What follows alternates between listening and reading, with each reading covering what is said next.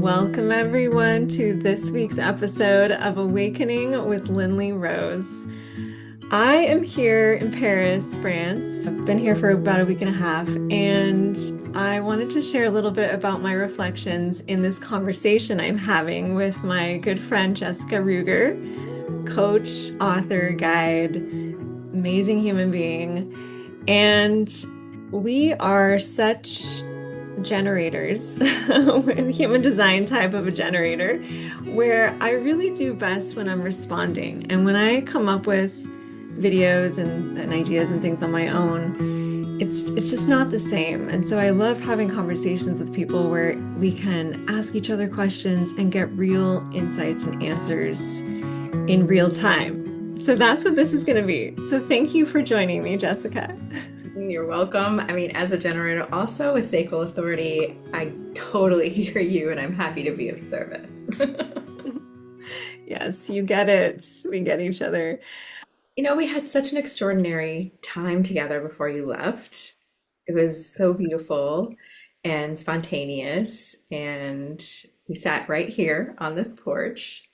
You stayed with me for 2 nights before you left, and it just was so extraordinary. And I'm just so curious, like, how has it been since you landed? I know there was so much energy about what you were expecting, and there was a lot of thoughts about what you wanted to do and what you didn't want to do. So I just love to hear, like, how's it going? Oh my goodness. Yeah, thank you. And I just thank you for also just bringing the energy, centering, helping me center in because I'm a little excited. There's a lot going on and it really helps me to get present with you, with myself, just being in this moment, just taking a breath and coming into myself. And yeah, it's really interesting because right before I came to Paris last summer, we also spent a few days together, didn't we? Yes, that's right. You were, yes. That's Just wild. realizing this. Yeah, so it's almost like deja vu because here we are again. And you're asking me, how is Paris? And we had a podcast episode of like in this fashion, last summer that we Of did. course we did. That's awesome. Okay. So yeah, what's happened? So I went home, I had the summer and then there were 3 months at home. You can't stay longer than 3 months in Europe. And then I came back January 11th, I arrived. Just for anyone listening who wants to know the story, on a long-term tourist visa. And I moved into an apartment that I'm renting.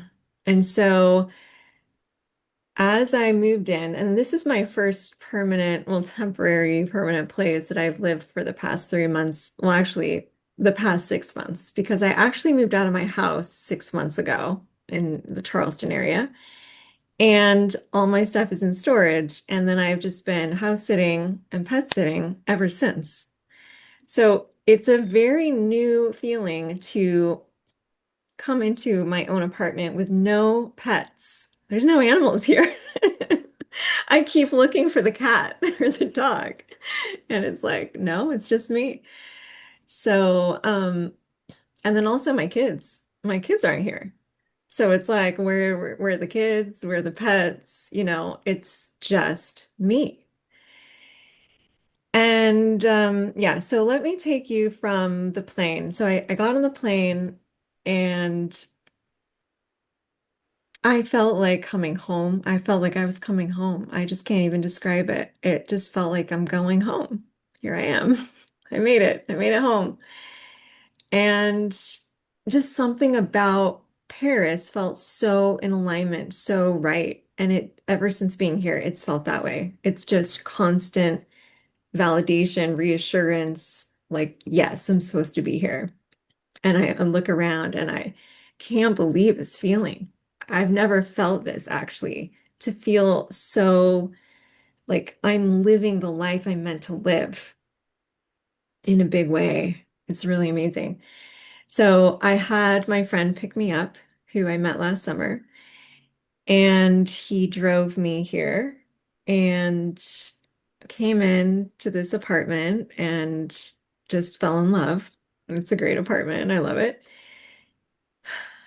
And he took me shopping and we got some food and walked around the neighborhood, came back, and and then I wasn't going to see him for another week because he was really busy with work. I have a few other friends here that I met over the summer, and I was going to be meeting more friends. I already had an event planned before I arrived. I arranged to go to a meetup, an English-speaking comedy club downtown by Notre Dame. And so I was going to be fine. I had things to do. I knew I was going to meet people. I'm creating a life, creating my social group, everything. It's like when you move to any town, that's the feeling. Just slowly but surely, I'm getting to know everything. So I'm taking my time and I've been getting to know the neighborhood, the bakeries, just doing my shopping, that kind of thing. It hasn't been like you were saying, like in 10 days, usually people are going home after this time. And for me, I haven't done any tourist things really.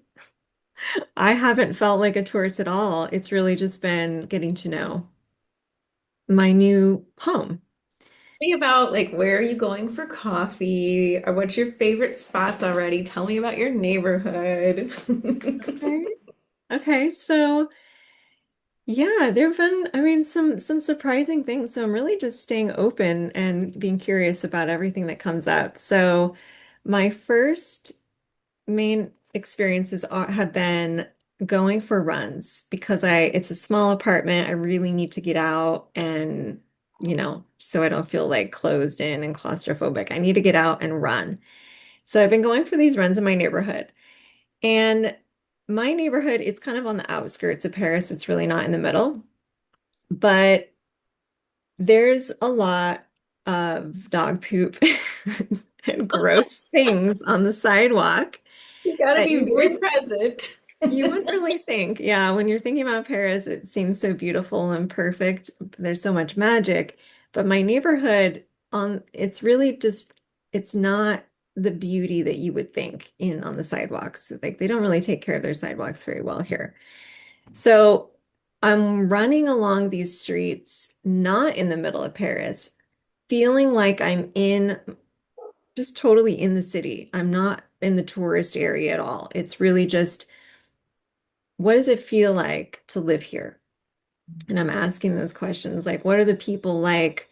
How are they living? What's the vibe? I'm always tuning into the people around me. So I'm like connecting with the consciousness, the overall like consciousness of energy of each city, right? Charleston has a very different energy than Paris. Even this neighborhood, every neighborhood has a different energy, right? Just like every city has a different energy and suburbs. And so a lot of what my experience has been is connecting with and just noticing the energy. And honestly, there's a lot of lower vibrations happening in this neighborhood. I see the kids, I see them with their parents. I think it's the culture, but also there are not a lot of expressions of joy and happiness that you see. A lot of people are like straight faced, serious, and the kids are too.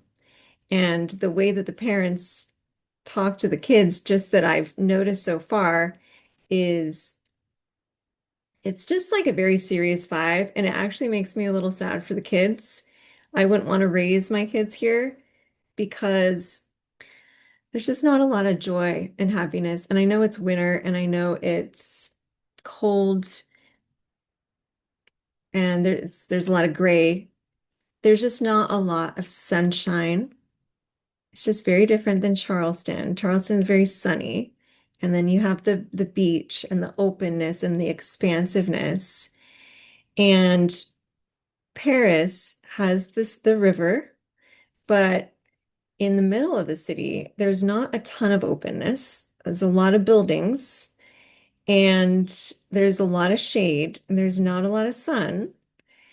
And so I'm just tuning into the happiness levels of the people and how they feel inside. It's just something that I do everywhere I go. I'm just always noticing, like, how are people feeling about their lives? And the general vibe where I'm at is people are not really happy, but they've learned how to make it work.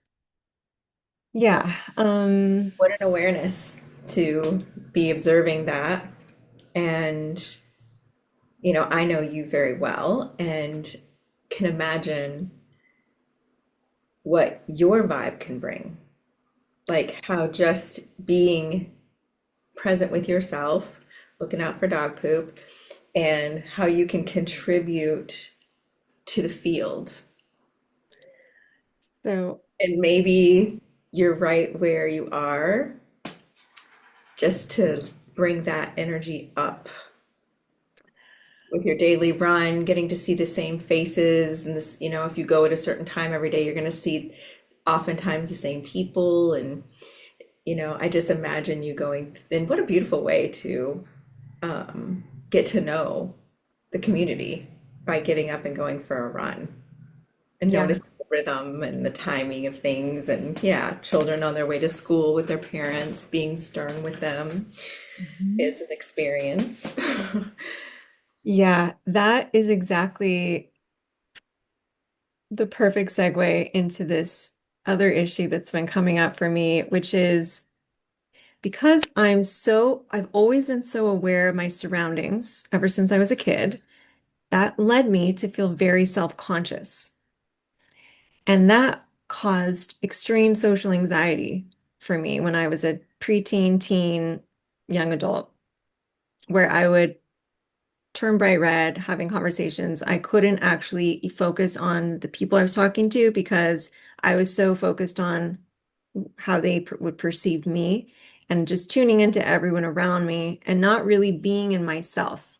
So my challenge has always been I'm so all over the place with everyone else, noticing that I don't know how to be me in the past. And so my journey has been a process of learning what my energy is. And that's what my whole path has been, is connecting with my energy. And when I started to meet myself and know what it's like, know what my energy is like, getting to know myself in that intimate, deep way. And then I started loving being by myself because there was no one around to disturb my energy. But then also, I need to have practice being around other people and being in myself and noticing them and not letting go of my own presence and my own self in that. That's been my process. Staying with you. Yeah, staying with yourself. Yeah. Mm. So that really has been a challenge. So as I'm moving through and I'm just noticing everyone around me, several things come up. First of all, this is just what comes up automatically in my head. Okay. Because we all have our automatic stuff. And then we get to look at it and then decide what we're going to do with it. So my automatic is my past program, whatever it is contributing to this, is don't stand out.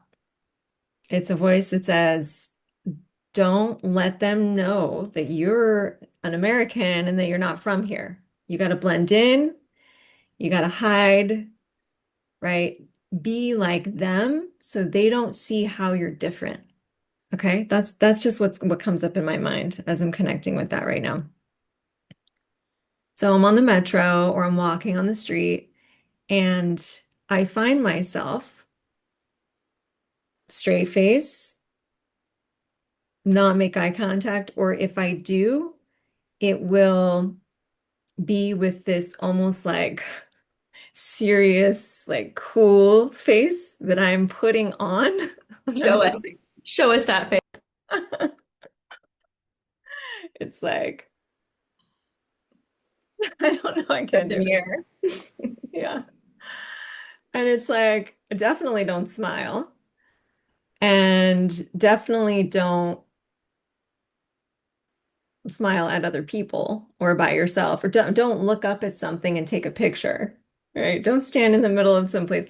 And I've heard so much about the Parisians not liking tourists because I'm sure they're tired of them. And then it's really because there are some that are very loud and annoying to them.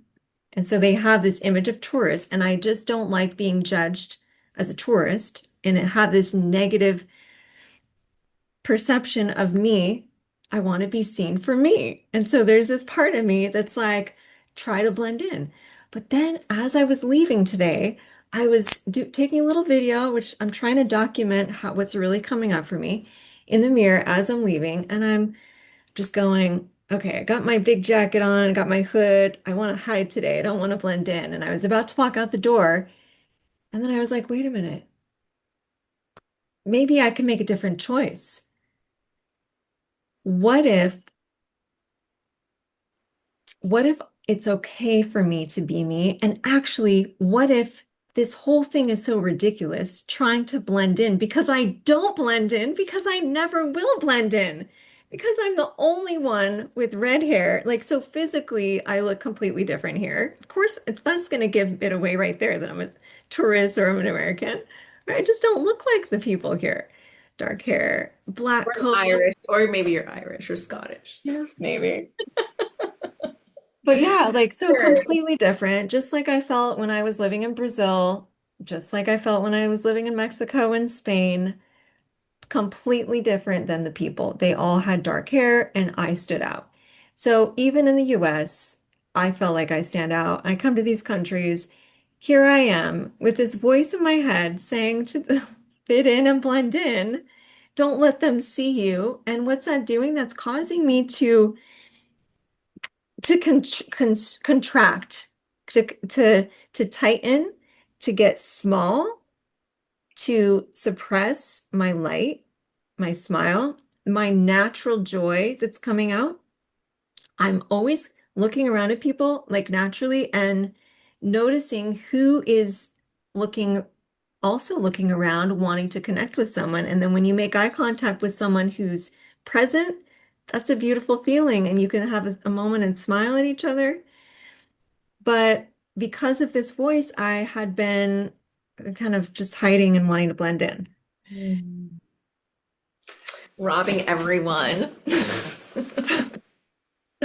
I completely understand and I can hear like the avoidance of wanting of standing out, right? Just avoiding standing out.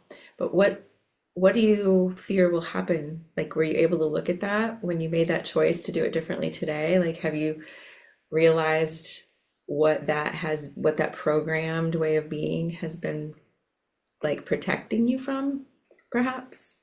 I think it's that protective thing that's saying if people notice you, then you're gonna be uncomfortable. Mhm. It's not true anymore. How liberating. Yeah, this is the You were story's made still to there. stand out. Like you were made the way that you were made, and you're beautiful, and you have such a gift of connecting and sharing your light. And it's part of what I make up that you're here to do is to share that light. And however anyone else receives it or perceives it, it's just their perception. Yeah. Imagine if you could touch the light of one person is ignited and 30 people don't see it or don't respond to it in a positive way, that one light Well, has such a chance of spreading more light. yeah. Today I was thinking, well, what's so bad if I stand out? And what came up for me was they're going to judge me. They're going to think I'm a stupid tourist. They're going to have all these ideas of me. Like, why is she so happy? Actually, like, be mad at me because I'm happy. Right? And maybe because like they're not or something, right? But then I was like, well, I don't even know what's in their head. that's just what I am fearing, that they're gonna have a negative judgment of me because I'm smiling. And then I realized as I was walking out the door how ridiculous it is to be afraid of someone having a judgment of me because I'm happy, and how it can only be a good thing, even if they don't like me. It can only be a good thing to be myself and let my true self be seen, just showing up as myself, just not suppressing all the time and trying to be serious and cool like I was trying to do. I don't know where that came from. It was just like this automatic thing. Just Mhm. protect, be like everyone else, don't stand out. Yeah. Yeah, and how can they not like you if they don't even know you? It's like you guys are both were both playing this game of assumptions. You're assuming they're assuming, and it's like, which is just breeding what we want to put an end to as much as we possibly can, which is this division and disconnection. And, you Yeah. know, They your don't life. even care. We don't care about each other. If it's a random person on the metro, is everyone walking around wondering if they're being judged by the strangers on the street? I think probably more than not. Really? I do. I think Yeah. insecurity and self-consciousness, that's part of the program. It's like, who am I to shine my light? I think it's more common than not. Yeah. It may be something that my experience may be what someone else is also experiencing, why they are looking so serious and with this cool face, because they're trying to protect themselves too, because they don't want to stand out in a negative way and be judged. That it may be that a lot more people than I know are also dealing with the same thing and holding in their light.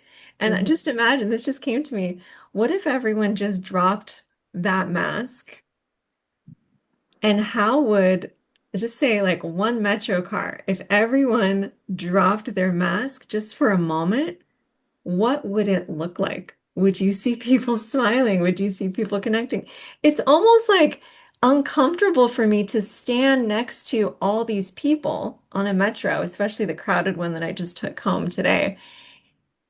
And no one's making eye contact and everyone's just looking down or looking up. It's like there's not even anything to look at. What are we looking at, guys? Why don't we look at each other and smile and say, hey, how was your day? It's like incredibly weird that people don't interact in those settings. They're so closed, but they're all these humans and we're all part of each other. And why are we not even communicating and being like, hey, how's your life going? We're all on this journey, guys. Like, let's just have fun and interact and like give like high fives, like, hey, you're doing awesome. Good job. Go get it. You know? I agree. It's like this hypnotic rhythm takes place, and that's the way it is. And so no one wants to be the one. So it's the collective and it's the vibration. And so it's like this is such a great pivot for you that you're experiencing today because in your observation, you were blending into the energy that was there instead of affecting it. And that's, I think, what we do collectively, consciously, and in communities, and in in our own country versus other countries. It's just all these ways that we go with the status quo of whatever the environment is presenting. Yeah, and it did feel like zombies. That was what came to mind is hypnotic Mhm. zombies. It's like when I first got here and was, doing my runs and walking around, it was a very eerie feeling because we're not naturally like that. That's a learned behavior. Mhm. And that's from lack of sunshine and freedom and love and all the kids that have to stay in these apartments, especially during COVID. I can't even imagine. And then they go to their school and then I mean, there's something cool about being in the city. There's so much to do. And I know people who grew up here and it's just really cool to, have access to so many events and so many people and so many places to hang out with your friends. And there's like so much amazing, experiences here. But there is also that hypnotic, robotic way of being on a daily basis that is not, it's just not what we're meant to be, I don't feel like as humans. It's just like a virus, it moves through cultures. And when I was 17, my boyfriend from Germany came to visit me, and we were walking downtown on a sidewalk in Battle Creek, Michigan. And my eyes met with another person's eyes, and we smiled and said hello. And then Christian looks at me and he's like, "Did you know her?" And I said, "No." And he's like, "Why do you speak to her? You don't know her." It's just what you do. And he's like, "We don't do that."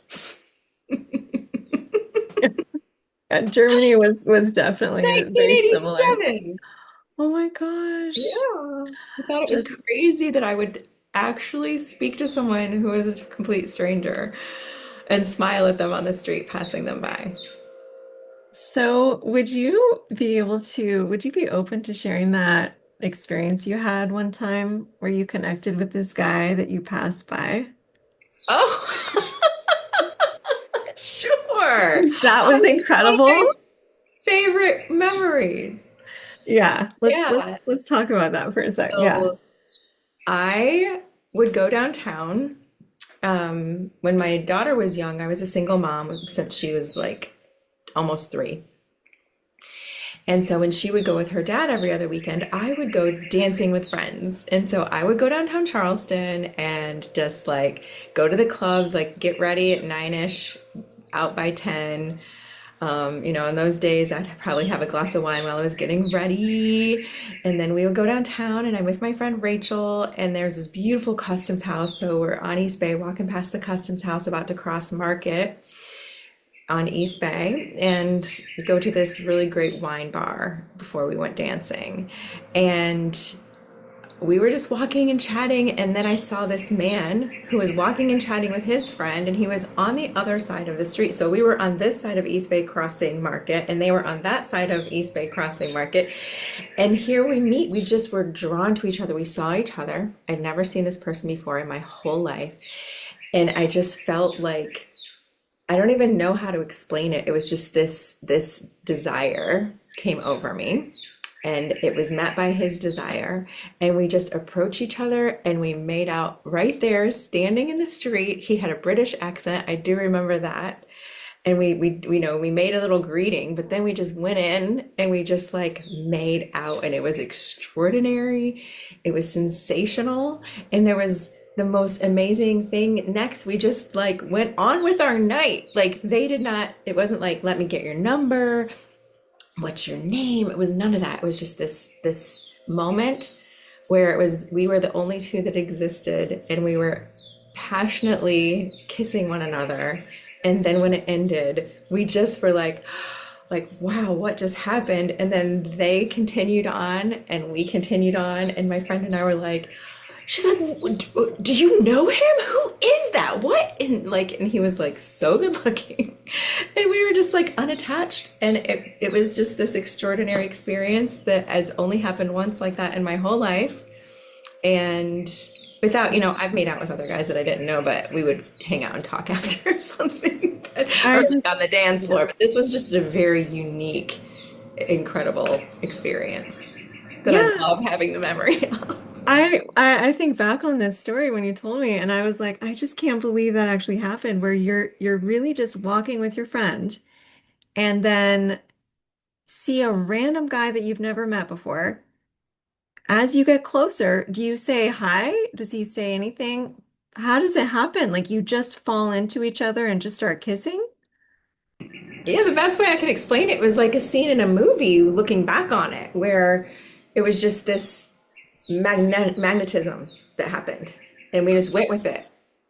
We didn't get in our head about it at all. We didn't make sense of it. It wasn't logical. It was just this experience where we were just completely drawn to one another.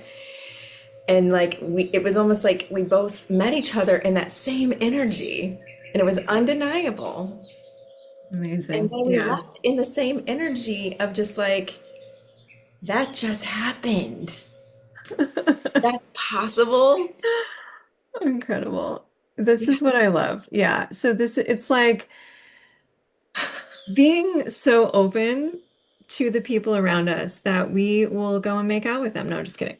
No, I'm not saying that that's what it should be all the time, but yeah, maybe sometimes. But Um, when two open people come into connection and celebrate that and not get in our head and do what the status quo would do, or not think about what are other people going to think about me, what's he going to think about me, what's my friend going to think about. There was none of that. There was zero thought. It was yeah, all active dynamic. I think it was the wine. I don't remember being inebriated. Like it Okay. was earlier, but I mean, Okay. I'm sure it might have helped the that veil of what do they call that, where you're less Yeah. inhibited. But Yeah. I grew up very uninhibited. Yeah. I was a very uninhibited I think we're young very girl. different that way. We're like opposites because I was so inhibited, completely self-conscious. I wanted to stand out. Mm, I yeah. wanted to be popular. I wanted Yeah. I to, did not. yeah. In fact, when I was playing pickleball the other day, I went, I realized how much I've changed because I used to have this idea that I didn't care how good or bad I performed. I always wanted to perform well, but I was more invested in how I looked, whether I was winning or losing. And Yeah. so I go play pickleball, and it's an indoor thing, and I'm intentionally just like sweatpants, sweatshirt, pull back hair, my glasses on so I can see the ball on the other side of the net. I'm there to play pickleball. And I thought it was just going to be my friend and I, but then it's like all these more like 20 some other people join us. And I cared nothing about what I look like. I did, and I got complimented on my game. Amazing. Like, I love that. over and over, like, wow, you play really well. How long have you been playing? I'm like, I learned last year. Did you play tennis? I'm like, yeah, I know how to play tennis. They're like, oh, okay. But it was like, so yes, I didn't Yeah. need to stand out there. Yeah. But Yeah. I think it's the opposite side of the same coin, Lindley. Mm, Your your need to not stand out and my need to stand out, I think have a similar driving force. yeah. What is it? What I is think that it's common like thread? safety. I Mm, felt safe being seen. I felt safe being liked, being desired, being I felt it felt alive to me for people to like want to be in my energy, and me captivating their attention felt safe. okay, can I share with you? This is Yeah. so interesting because I'm just thinking right now back to college, when guys would approach me and start talking to me and want to get my number or something, which happened occasionally, not all the time, because I was not giving out vibes of come and talk to me. I was so self-conscious, right? But then sometimes it would. I would feel so uncomfortable. I would turn like bright red and I would not know what to do. I would just want to like fall into the ground. So I did not want that to happen ever. I was so uncomfortable with my womanness. Just being a woman was awkward, embarrassing. I never actually felt like like in my 20s or like as a teen, like, becoming an adult, never felt connected to or good about or confident in my femininity, in the part of me that might be attractive to a man. It was just awkwardness and anxiety. And that's why I've been on such a powerful journey where I totally have transformed that. And it's been a huge part of my path. But It's I okay. think it's cool that we are, coming into the truth of who we are. So allowing myself to be seen without total makeup and hair done, and I don't have a filter on this side of the Zoom call, like there's like it's just this it's maturing, and most evidently It's like we are coming to accept ourselves in whatever we're in, whether it's, accepting yourself that you were wanting to hide and not making that wrong.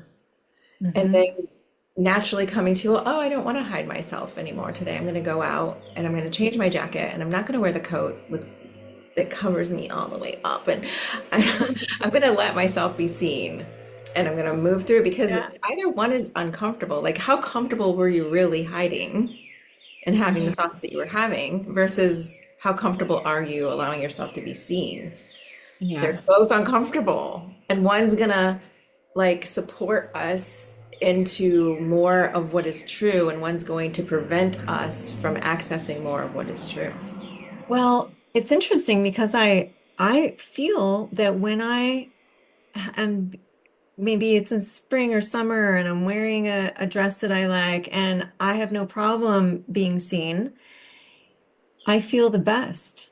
I feel the best, right? That's when I feel the best because I'm not in my head. I'm just enjoying being me, and I can enjoy other people. It's not like a self-centered thing, you know? And I think I had a lot of conditioning around don't be self-centered. Don't, maybe that was also part of like me wanting to hide. I don't show off. I don't want to show off so that I don't want to be perceived as someone that's a show off. And so my the alternative was to hide. But now it's like, no, I get to be my brilliant, beautiful self and let my light shine. And that's okay. And even if maybe someone's uncomfortable, it's still okay because that's only reflecting their light too. That's why there's a saying, misery loves company, Yeah. and it is, again, it's a collective consciousness. And if we adapt to that, where are we going? And Marianne Williamson has this famous quote where she's like, it's not failure that we're most afraid of. It's succeeding. It's like being able to be fully seen in our gifts and shining our light that we fear the most. Yeah. Because there's a lot of shame in our culture, and it is passed down generation to generation. And like, look at like how people talk about the wealthy and the beautiful. And oh my God, if you're wealthy and beautiful, you are a target for huge populations of people who are going to make stories. Oh, she was probably born with money, or oh, she's Mhm. so, entitled or privileged or whatever. Like, we have to name it, we have to label it to justify why we're not what we are projecting onto them to be. Yeah. We just, everyone has their challenges that we can't judge. And the people Yeah, that, escape them either. yeah. Oh gosh, there's so much here. I wanted to also share something about recognizing when something is not meant for us. When I got here, I wasn't sure how things were going to go with the guy that I had been dating. And I told him I didn't know where it was going to go. I'm really building a life here. I'm not on vacation. It's going to be different. I was also like kind of like I wanted him to know. I I wanted to be open to what was coming up, what was true in the moment, and not base anything on the past. Just really like, let's just look at like what's coming up, what's true, what direction do we feel like going? It became clear to me that he was not in the place that I wanted to have a relationship with a guy. And to just really be honest with myself about that was really important because then I was able to express it. And it just feels like it's one of those steps in the video game where it's like the next level. Are you going to stay with a person who is not right for you? Or are you going to move on to what is? And I passed the level. I was like, it's not. So let's just move on. And it felt like a really clean, easy, the texting conversation. And then also, like, for myself, energetically being able to move forward. Yeah, there's still things that come up for me and thinking about him and remembering and the memories. But I feel like it's the right thing. It's time to move on. So that was good for me. I'm just learning this for the first time. So thank you so much for sharing.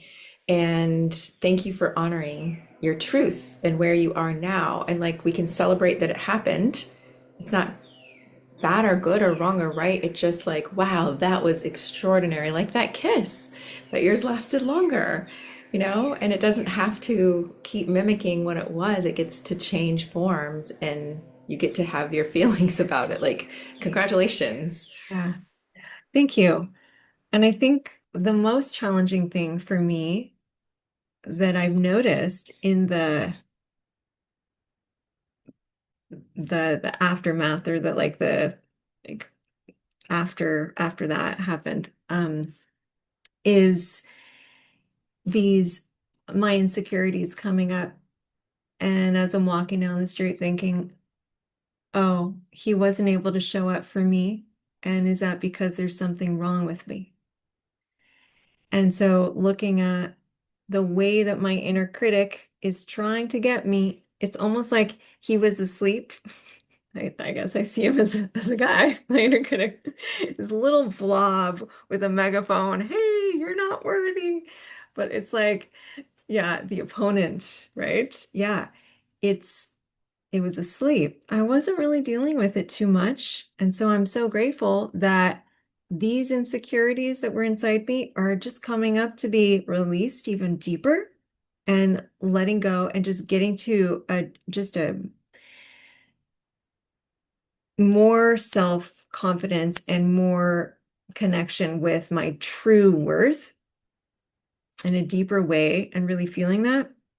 But yeah, that those thoughts of, you don't look so good. And like as you're walking, like think about like how I look, thinking about like if he saw me now, da, da, da, da, like all those things. So it's helped me to be in a state of awareness so I can just notice what's coming up and then choose to let it go and choose to put in the new story, the opposite. So I'll just tell you one thing that I did was the voice was saying, you are old and ugly. Okay, those two words. So the old and the ugly. And then I shifted it to I'm young and beautiful. And so I wrote that on a paper. I put that on my mirror. And if that's the reality, how would I feel? And so I'm defying that voice that's saying I'm old and ugly into I'm young and beautiful. And as I walk, even when those old stories come up, I shift into what if that's not true? What if the reality is I'm beautiful and everything's great and I am actually perfect however I look? I could have deformities in my face. I'm not talking about beautiful as in like having the perfect features. I'm really talking about my being is beautiful. And that comes from within. It's an inner knowing. It's not about the physical. So, Yes, and it comes through in the thoughts that we're thinking can make the most beautiful person unattractive because of that energy that we're holding and buying into and allowing it to dictate who we're being within our own mind. And some of the most unattractive people visually can become the most extraordinary beautiful because it's the energy that animates us. And sometimes, there's inner beauty and outer beauty at the same time, and it's just like, it's Yeah. so amazing. But we are moving in and out of all these different states of being, and so like even our own reflection doesn't look the same from day to day Yeah. or hour to hour, and we can Maybe. see it. It's the Yeah. energy. Yeah, so powerful. Oh, what great reflection. It's just such an inside job. All the time. And it's so important because whatever we assume, whatever we buy into, we manifest it. Like we take that unbound potential and bind it into what we're making the assumption that it is. Whether it's about money, about a lover, about our value, our worthiness, our good enoughness, it's all a story that we're telling ourselves, and it's a spell that we cast on ourselves. And it's like we can stop it in every moment. We're a brand new being, and we don't have to carry forth any of those stories that we don't want to give energy to anymore, and let them continue to live through us and Yeah. spread that Yes. virus. Right. Okay, so I just want to say thank you for holding the space for me to share and just talk through some of these things. It has been so helpful. You're so intuitive and so able to just really feel me and what I'm sharing, and then also to share your perspective on it and expand what's there is just, it's a great gift that you have. So thank you so much. You're welcome. I'm so happy to always spend time with you. Your energy is incredible, and I love my energy and your energy together. Like I was just thinking about it after you left, like how extraordinary it was to spend that time with you, and how much joy I can easily access in your company. Thank you. Oh, thank you. Yeah, so just moving forward, how do I want to show up now? Now that I'm being held accountable because I'm having this conversation with you and sharing it with everyone else. It's not just in my head anymore, but really just, it's like there's still a part of me that's like, but don't show off. But don't show off. You're not supposed to show off. And it's like, no, okay, thank you, little part of me that just doesn't want to do anything that will be perceived in a negative way. But it's not about that. It's not about showing off. It's about letting the light within me be seen in a natural way, how I naturally want to be. It's about letting myself be. It's about stop suppressing and just be me in the world. Yes. Capital S, capital M, me, capital S, self, Yeah, capital Y, yeah, you. Because it's letting the creator come through you without filtering it, without dumbing it down. It's letting your small self, egoic self, that was either in my case needing to be seen or in your case not wanting to be seen. That's the ego. hmm, But letting that go, like just it's not important. And yeah. letting the creative love and light unconditionally come through you. That's what I'm taking away from this conversation. Ah, yes. Who are we to stop it? That's Yeah, preventing ourselves and everyone else from experiencing more God. yeah, yeah. I want everyone listening to this, whoever is listening, just take a moment and ask yourself, where are you blocking your light from being seen? In what ways are you staying small because you're afraid of being judged? And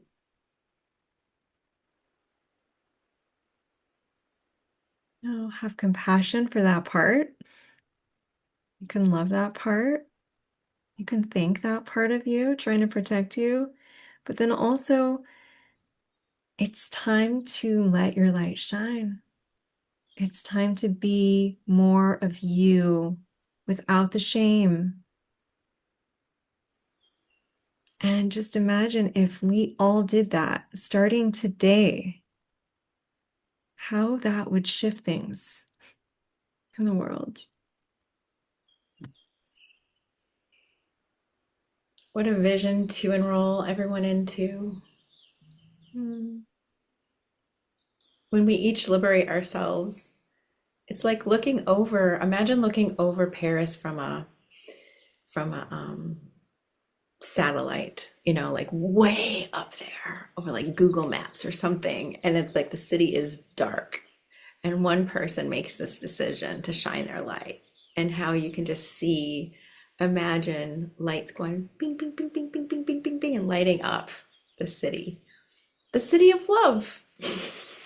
Yes. Oh my gosh. And I want to share one last thing.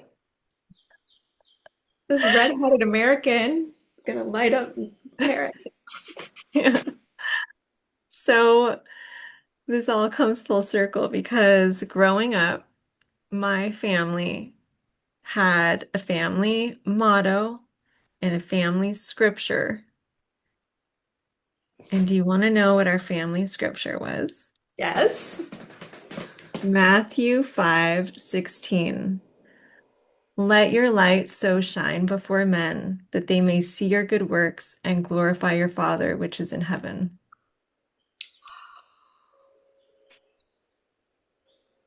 Thank you, Mom and Dad. May that be the story. May that be the response to every time the opponent comes in.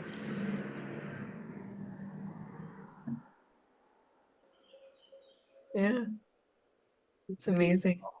Beautiful. And now you're embodying it. Yes, yes. Paris, here I come. And Paris, here I come. I can't wait to come and see you. I know. Dodge dog poop and do all Yeah. the untouristy things and eat lots of croissants. Today, last thing, it was raining and I didn't realize it was going to be raining. So I went into a store and I bought an umbrella and I actually bought a rose umbrella. It had rose pattern. And I just saw it first and I was like, that's it. So I got the rose umbrella and I was like, maybe people, I always think people are looking at me. It's like I have this little audience, like they're making fun of me. I'm like, okay, maybe you think it's silly. It's like a rose, like maybe this is a little overkill, rose, right?